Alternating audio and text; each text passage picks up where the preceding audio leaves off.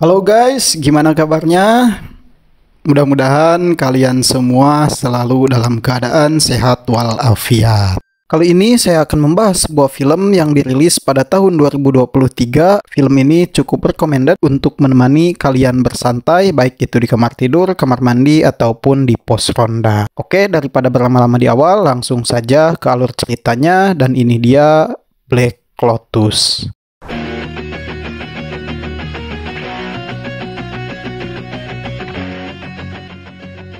Film diawali dengan memperlihatkan sebuah pentas seni musik di sebuah gedung yang ada di kota Jerman. Tak lama kemudian muncullah sekelompok orang bersenjata yang tiba-tiba masuk dan menyandra mereka semua. Setelah kejadian itu, dikerahkanlah pasukan khusus yang ditugaskan untuk menyelamatkan para sandera, dan pasukan tersebut dipimpin oleh seseorang yang berpengalaman dan terlatih yang bernama Kapten John. Setelah sampai di lokasi, Kapten John pun membagi tugas kepada setiap anggotanya untuk melaksanakan misi tersebut. Ketika semua sudah siap di posisinya masing-masing, mereka pun memantau situasi sebelum bertindak lebih lanjut. Namun, dalam aksinya itu, salah satu dari kelompok bersenjata menembak seorang pengunjung untuk menakuti pengunjung yang lainnya. Salah satu pasukan khusus yang bernama Ujang langsung membrutal setelah melihat kejadian tersebut, dan baku tembak pun terjadi.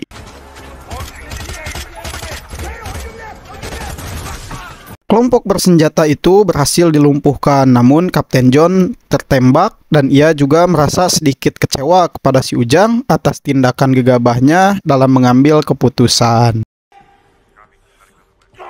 Tak disangka-sangka ternyata masih ada salah satu orang yang masih hidup dari kelompok bersenjata tersebut, dan dia berniat untuk meledakkan gedung tersebut. Namun si Ujang yang menyadari hal itu langsung bertindak untuk menghentikannya. Berkat aksinya itu, si Ujang berhasil menggagalkannya dan gedung tersebut pun tidak jadi meledak. Namun sangat disayangkan, si Ujang harus kehilangan Kapten John akibat tertembak dalam aksi baku tembak tadi.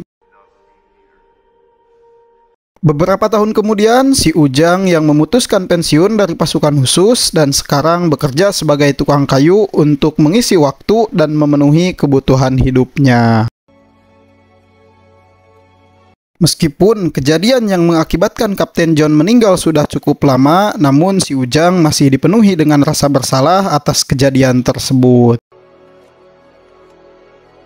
Selanjutnya, si Ujang yang berhenti dari pekerjaan akibat harus pindah dan mengunjungi seseorang, namun upah yang diterima si John dari tempat kerjanya tidak sesuai dengan perkiraannya. Setelah menerima uang tersebut, si Ujang pun langsung bergegas pergi dari tempat itu.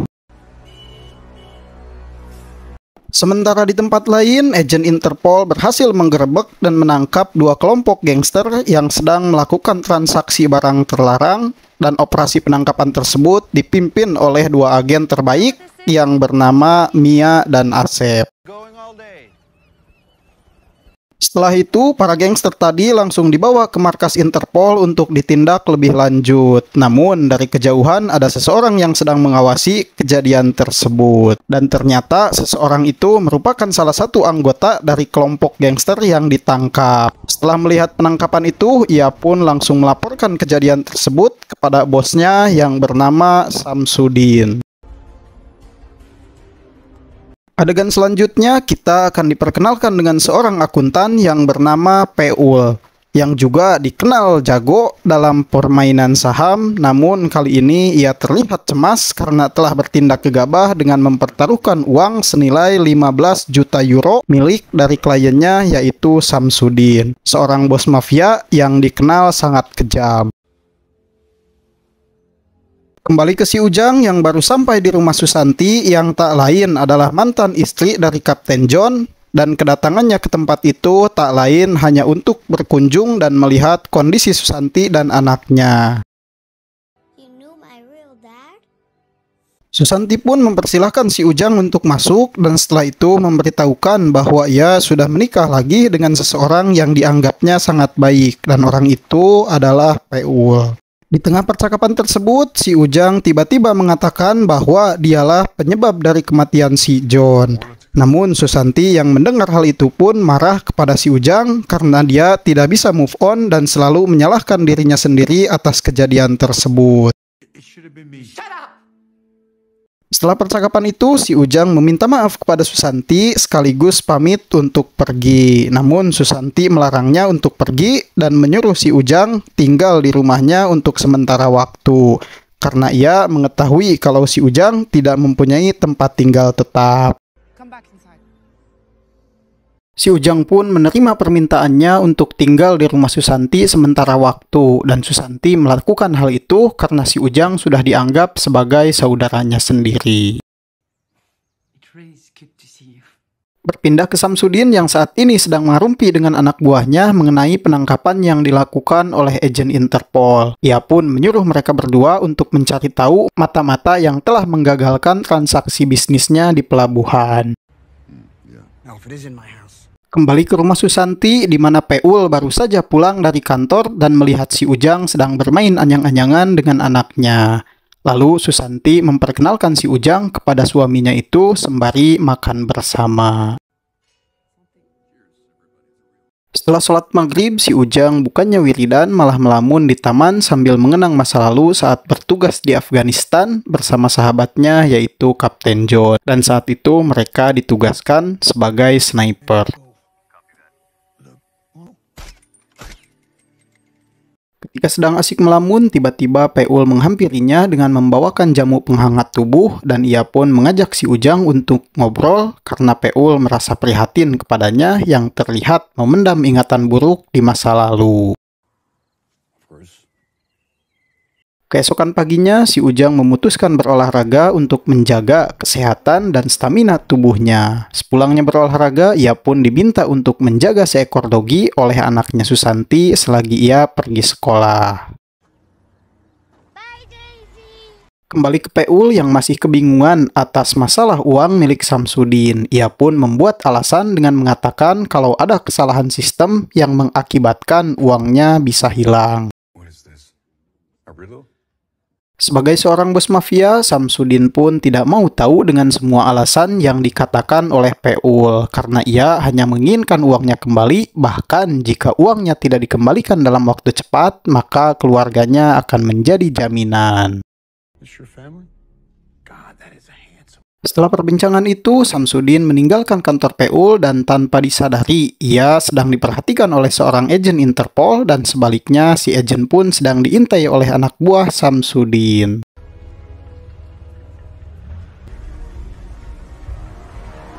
Sementara di tempat lain, si Ujang yang sedang membuat sesuatu dari kayu tiba-tiba didatangi oleh Susanti yang mengajaknya ke suatu tempat untuk menemani ia serta anaknya, dan tempat tersebut merupakan tempat bermain anak.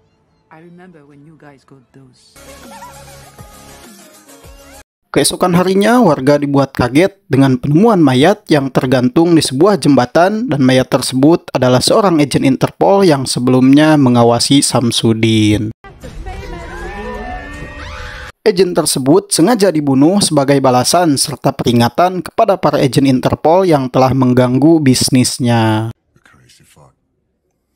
Selanjutnya, Samsudin kembali menghubungi Peul untuk menanyakan uangnya. Namun, seperti biasa, Peul tetap berkelit dengan segala macam alasan yang membuat Samsudin muak dan kembali mengingatkan ancaman terhadap keluarganya. Sementara itu, Mia dan Asep hendak menyelidiki lebih lanjut mengenai kematian rekannya. Mereka meyakini kalau Samsudin terlibat dalam kasus tersebut. Namun mereka harus mencari data atau bukti terlebih dahulu yang kemungkinan ada di ponsel rekannya yang terbunuh. Di tempat lain, anak Susanti menghampiri si Ujang yang sedang membuat sebuah meja dari potongan kayu dan ia pun tiba-tiba memeluk si Ujang. Susanti yang melihat hal itu merasa senang kalau anaknya semakin dekat dan menyayangi si Ujang. Beberapa saat kemudian, Susanti ditelepon oleh Peul yang memberitahukan kalau ia akan pulang terlambat. Kembali ke Ujang dan Susanti yang sedang berada di luar bersama anaknya yang tiba-tiba didatangi sekelompok jamet yang langsung memukuli si Ujang sekaligus menculik anaknya Susanti.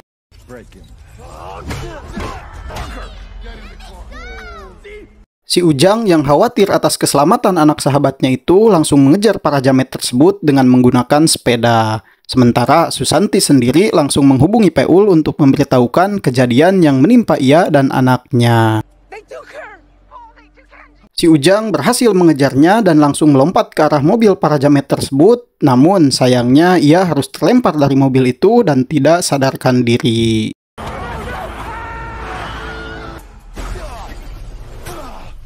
Singkatnya, si Ujang yang berada di rumah sakit akhirnya sadar dari pingsannya dengan keadaan tangan yang diborgol.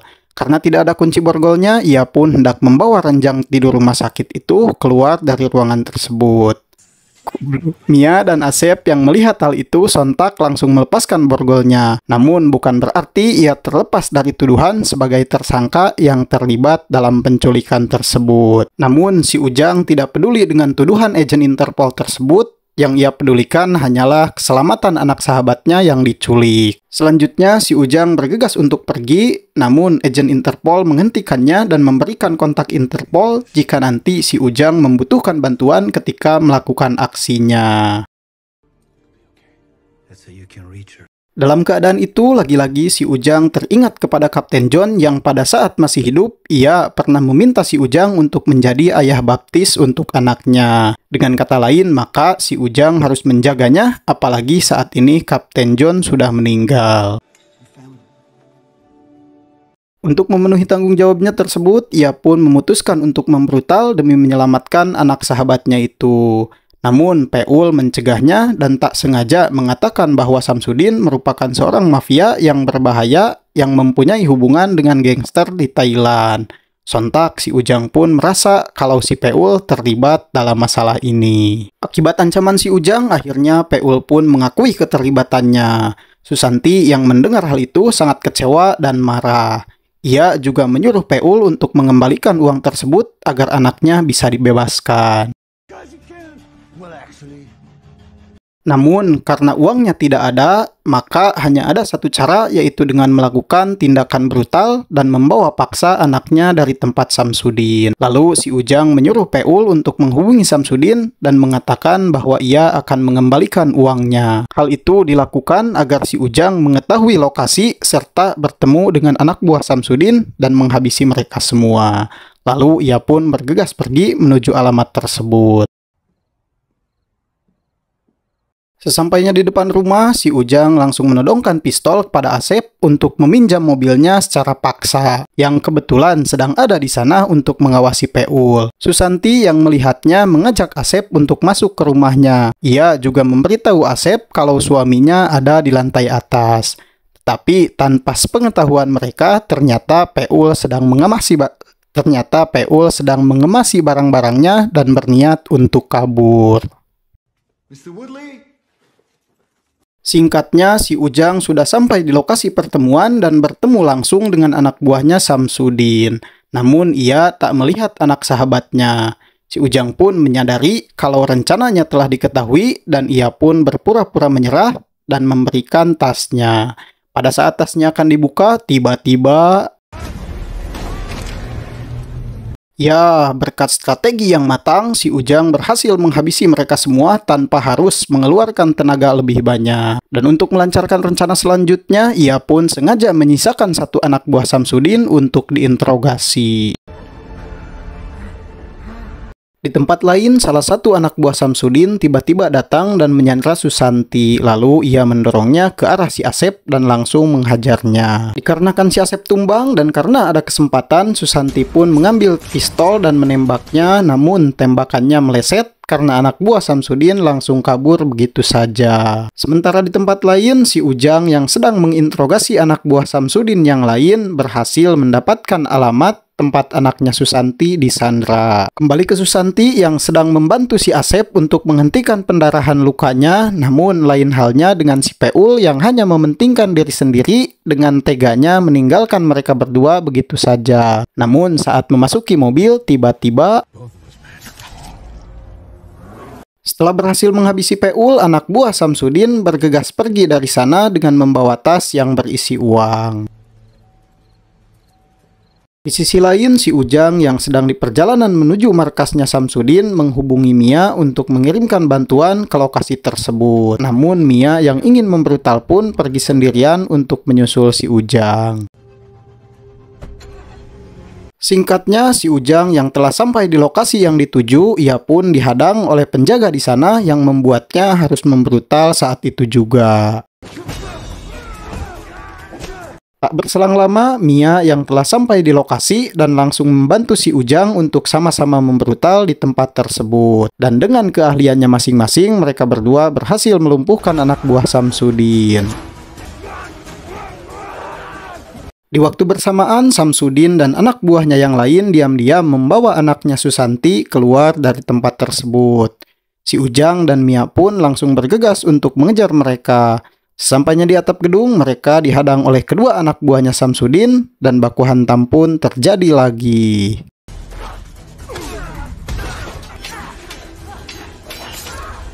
Dan pada akhirnya anak buah Samsudin berhasil dikalahkan. Lalu si Ujang bergegas mengejar Samsudin yang telah berada di bawah.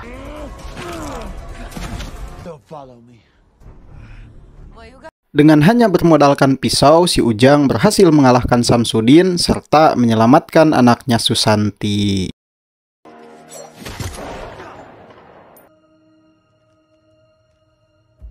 Pada akhirnya, Susanti bisa bertemu lagi dengan anaknya, sementara si Ujang sendiri melanjutkan perjalanannya untuk berkeliling dunia.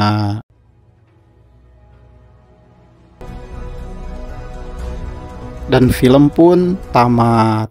Ending yang cukup sempurna.